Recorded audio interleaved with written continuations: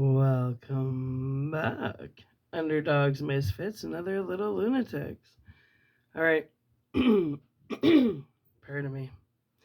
We're reading Stand By Me, so let's just get into it.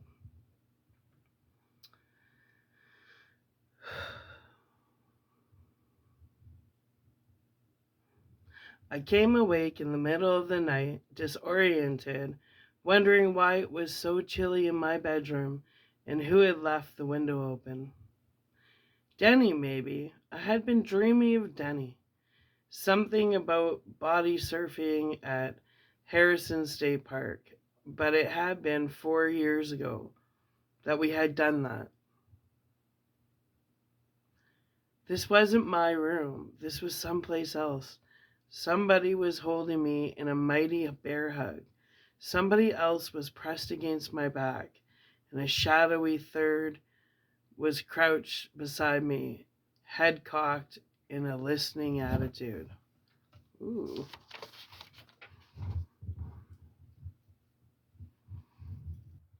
Let's look at me.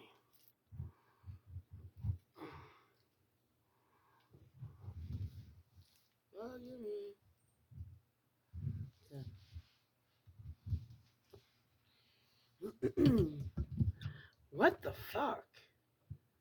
I asked in honest puzzlement. A long drawn out groan in answer. It sounded like Vern. That brought things into focus, and I remembered where I was. But what was everybody doing awake in the middle of the night? Or had I only been asleep for seconds? No, that couldn't be, because a thin sliver of moon was floating dead center in an icky sky. Don't let it get me, Vern gibbered. I swear I'll be a good boy. I won't do nothing bad. I'll put the ring up before I take a piss. I'll. With some astonishment, I realized that I was listening to a prayer, or at least the Vern Tessio equivalent of a prayer. I sat bolt upright, scared. Chris? Shut up, Vern, Chris said. He was the one crouching and listening. It's nothing. Oh, yes, it is, Teddy said ominously. It's something. What is it? I asked. I was still sleeping, disoriented. Unstrung from my place in space and time, it scared me that I had come in late on whatever had developed. Too late to defend myself properly, maybe. Then, as if to no answer my what? Then, as if to no take three. Then, as if to answer my question, a long and hollow scream rose languidly from the woods. It was the sort of scream you might expect from a woman dying in extreme agony and extreme fear. Oh, dear Jesus, Vern whimpered, his voice high and filled with tears. He reapplied the bear hug that had awakened me, making it hard for me to breathe and adding to my own terror. I threw him loose with an effort, but he scrambled right back beside me like a puppy, which can't think of any place else to go. It's that Brower kid, Teddy whispered hoarsely. His ghost's out walking in the woods. Oh, God, Vern screamed, apparently not crazy about that.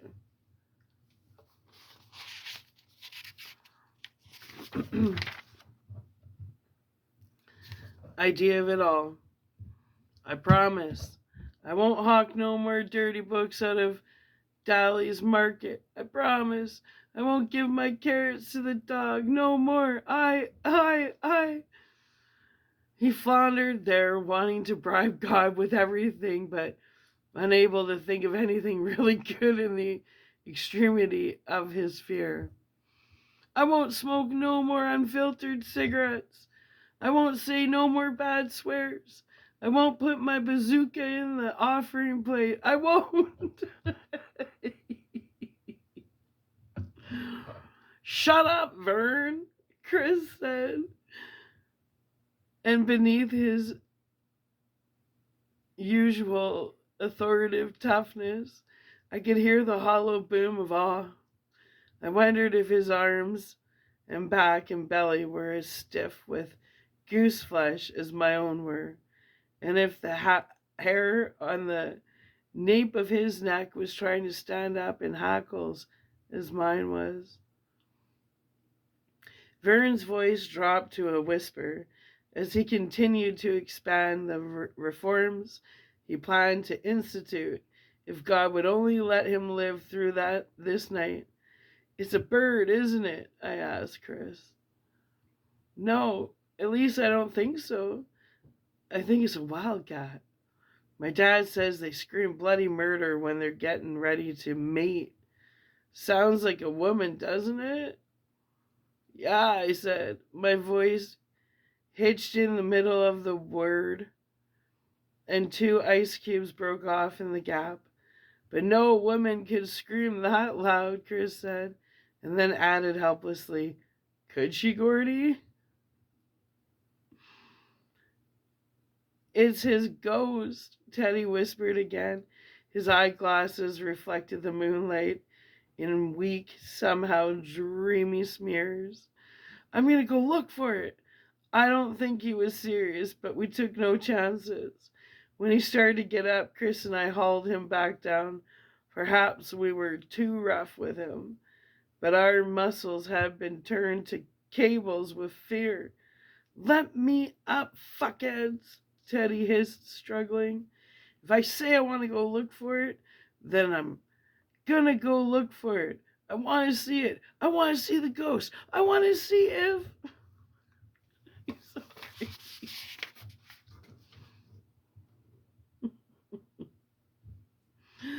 I want to see if the wild sobbing cry rose into the night again. I want to see... I want to see if...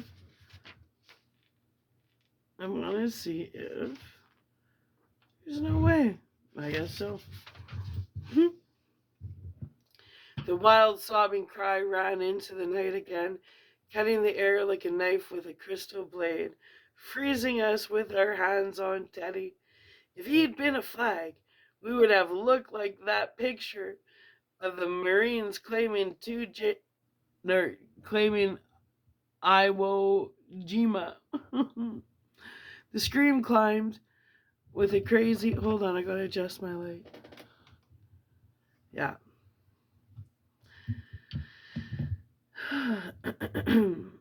Where was I? I still gotta adjust my light a little bit. There, perfect. The scream climbed with a crazy ease through octave after octave, finally reaching a glassy freezing edge. It hung there for a moment, and then whirled back down again, disappearing into an impossible bass register that buzzed like a monstrous honeybee. This was followed by a burst of what sounded like mad laughter, and then there was silence again. Jesus H. Ball-headed Christ, Teddy whispered, and he talked no more of going into the woods to see what was making that screaming noise. All 4 of us huddled up together, and I thought of running. I doubt if I was the only one. If we had been renting in Vern's field, if we had been tenting in Vern's field, there where our folks thought we were, we probably would have run. But Castle Rock was too far, and the thought of trying to run across that trestle in the dark made my blood freeze. Running deepest into the Harlow and closer to the corpse of Ray Brower was equally unthinkable. We were stuck. If there was a hand out there in the woods, what my dad called a gossamer, and it wanted us, It would probably get us. Chris proposed we keep a guard, and everyone was agreeable to that. We flipped for watches, and Vern got the first one. I got the last. Vern sat up cross-legged by the husk of the campfire, while the rest of us lay down again. We huddled together like sheep. I was positive that sleep would be impossible, but I did sleep, a light, uneasy sleep that skimmed through unconsciousness like a sub with its periscope up. My half-sleeping dreams were populated with wild cries that might have been real or might have only been products of my imagination.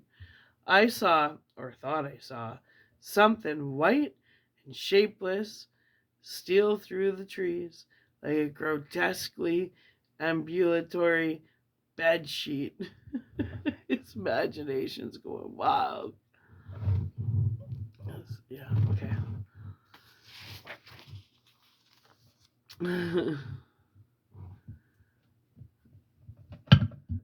At last I slipped into something I knew was a dream. Chris and I were swimming at White's Beach, a gravel pit in Brunswick that had been turned into a miniature lake when the gravel diggers struck water. It was where Teddy had seen the kid hit his head and almost drown. In my dream, we were out over our heads, stroking lazily along with a hot July sun blazing down. Far behind us, on the floor, came cries and shouts and yells of laughter. As kids climbed and dived or climbed and were pushed, I could hear the empty kerosene drums that held the float up clanging and booming together, a sound not unlike that of church bells, which are so solemn and emptied profound. On the sand and gravel beach, oiled bodies lay face down on blankets. Little kids with buckets squatted on the verge of the water or sat happily flipping muck into their hair with plastic shovels, and teenagers clustered in grinning groups, watching the young girls promenade endlessly back and forth in pairs and trios. Never alone, the secret places of their bodies wrapped in Johnson tank suits. People walked up the hot sand on the balls of their feet, wincing to the snack bar. They came back with chips, deviled dogs, and Red Ball popsicles. Mrs. Cote drifted past us on an inflatable rubber raft. She was lying on her back, dressed in her typical September to June school uniform, a gray two-piece suit with a thick sweater instead of a blouse under the jacket. A flower pinned over one almost non-existent breast. Thick support hose, the color of Canada mints on her legs. Her black old lady's high-heel shoes were trailing in the water, making small V's. Her hair was blue-rinsed, like my mother's, and drawn up in those tight, medical-smelling clock spring curls. Her glasses flashed brutally in the sun. "Watch your steps, boys," she said. "Watch your steps, or I'll hit you hard enough to strike you blind." I can do that. I have.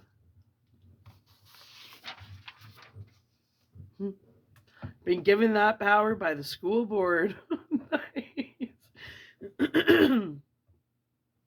Now, Mr. Chambers, Menden Wall, if you please, by rote. I tried to give the money back, Chris said. Old Lady Simmons said okay, but she took it. Do you hear me? She took it. Now what are you going to do about it? Are you going to whack her blind? Mending Wall, Mr. Chambers, if you please, by rote. Chris threw me a despairing glance as if to say, didn't I tell you it would be this way? And then began to tread water. He began, something there is that doesn't love a wall, that sends the frozen ground swell under it. And then his head went under, his reciting mouth filling with water. He popped back up, crying, "Help me, Gordy, help me!" Then he was dragged under again, looking into the clear water. I could see two bloated, naked corpses holding his ankles. One was Vern and the other was Teddy, and their open eyes were as blank and pupilless as the eyes of Greek statues. Their small, prepubescent penises floated limply up from their distended bellies like albino strands of kelp. Chris's head broke water again. He held one hand up limply to me and voiced a screaming, womanish cry that rose and rose, ululating in the hot summer sunny air. I looked wildly towards the beach, but nobody had heard. The lifeguard, his bronze athletic body lolling attractively on the seat at the top of his whitewashed cruciform wooden tower, just went on smiling down at a girl in a red bathing suit. Chris's scream turned into a bubbling water-choked gurgle as the corpses pulled him under again.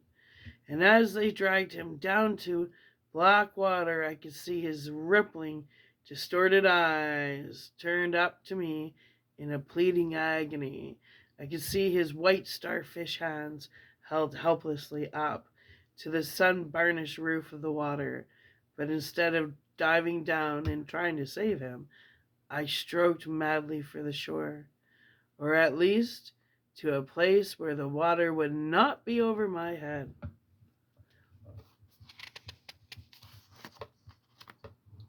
Pretty vivid, eh? Go, Stephen King, go.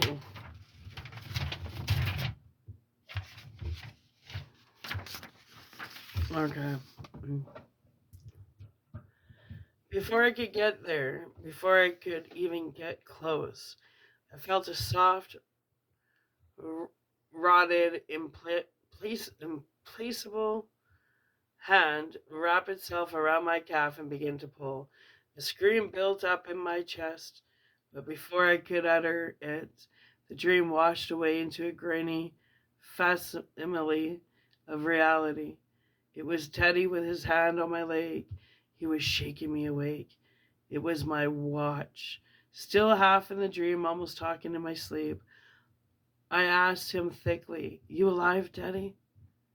"No, I'm dead, and you're black Nigger. I don't like that word," he said crossly. It dispelled the last of the dream. I sat up by the campfire, and Teddy laid down. Water break? That was a pretty intense dream he had, huh?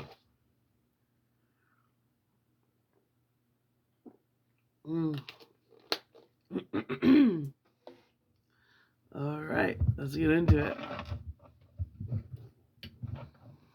The others slept heavily through the rest of the night. I was in and out, dozing, waking, dozing again. The night was far from silent. I heard the triumphant screech squawk of a pouncing owl, the tiny cry of some small animal, perhaps about to be eaten, a larger something blundering wildly through the undergrowth. Under all of this, a steady tone where the crickets were the crickets. There were no more screams. I dozed and woke and dozed, and I suppose if I had been discovered standing such a slipshod watch in Ladio, I probably would have been court-martialed and shot. I snapped more solidly out of my last doze and became aware that something was different. It took me a moment or two to figure it out, although the moon was down. I could see my hands resting on my jeans. My watch said 4:45. It was dawn. I stood, hearing my spine crackle, walked 24 feet away from the limped together bodies of my friends, and pissed into a clump of sumac. I was starting to shake the night willies. I could feel them sliding away. It was a fine feeling. I scrambled up the cinders to the railroad tracks and sat on one of the rails, idly chucking cinders between my feet, in no hurry to wake the others. At that precise moment, the new day felt too good to share. Morning came on apace. The noise of the crickets began to drop, and the shadows under the trees and bushes evaporated like petals after a shower.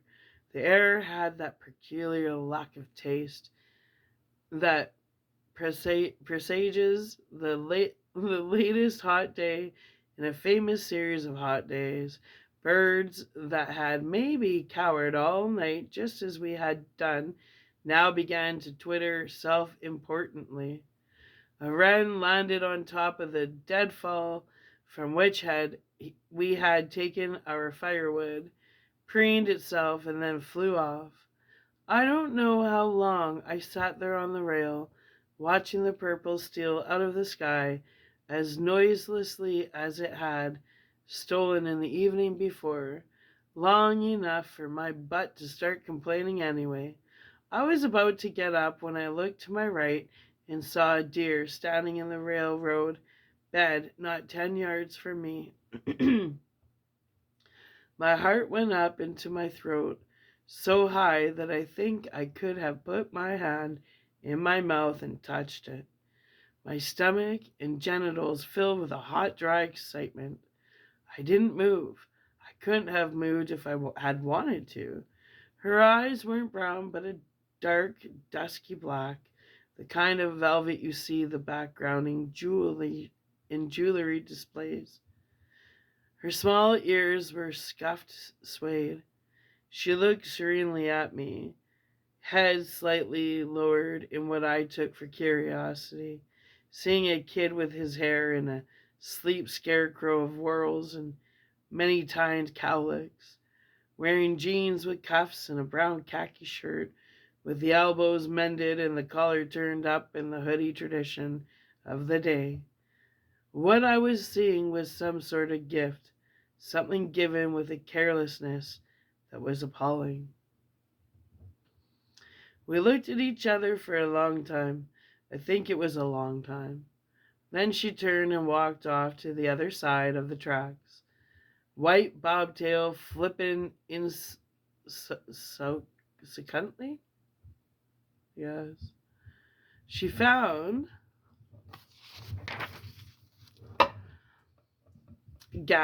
grass and began to crop. I couldn't believe it. She had begun to crop. She didn't look back at me and didn't need to. I was frozen solid.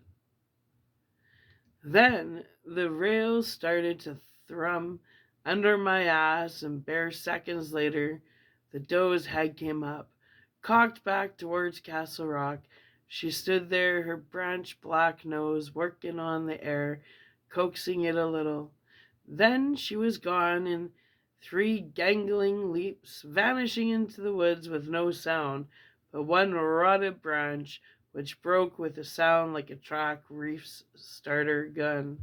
I sat there looking mesmerized at the spot where she had been until the actual sound of the freight came up through the stillness. Then I skidded back down the bank to where the others were sleeping. The freight's slow, loud passage woke them up, yawning and scratching. There was some funny, nervous talk about the case of the screaming ghost, as Chris called it. But not as much as you might imagine. In daylight, it seemed more foolish than interesting, almost embarrassing. Best forgotten. It was on the tip of my tongue to tell them about the deer, but I ended up not doing so. That was one thing I kept to myself. I've never spoken or written of it until just now, today. And I have to tell you that it seems a lesser thing written down, damn near inconsequential.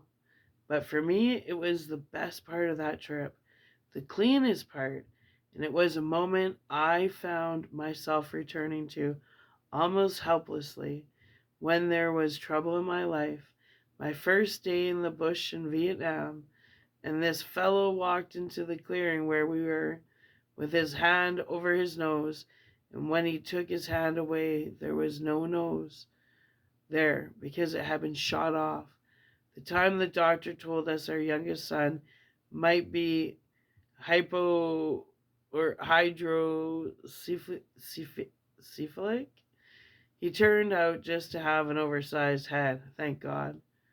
The long crazy out just to have an oversized The long crazy weeks before my mother died, I find my thoughts turning back to that morning, the scuffled suede of her ears. I know that I love nature. I know those moments. White flash of her tail, but 800 million red Chinese don't give a shit, right? The most important things are the hardest to say, but words diminish them. It's hard to make strangers care about the good things in your life. Wow, that's pretty profound. Well, anyways, my underdogs, misfits, and other little lunatics. We're gonna upload this. Jake's me home soon, and then the dog has all this energy, so I'm gonna take probably an hour off, and we're gonna come back, and we're gonna keep reading. I'm really into this book. I don't know. I might finish it before, I don't know. We'll see how far we go. Anyway, I hope you're sticking with me for this series because it is such a good series. All right. I love you. Bye.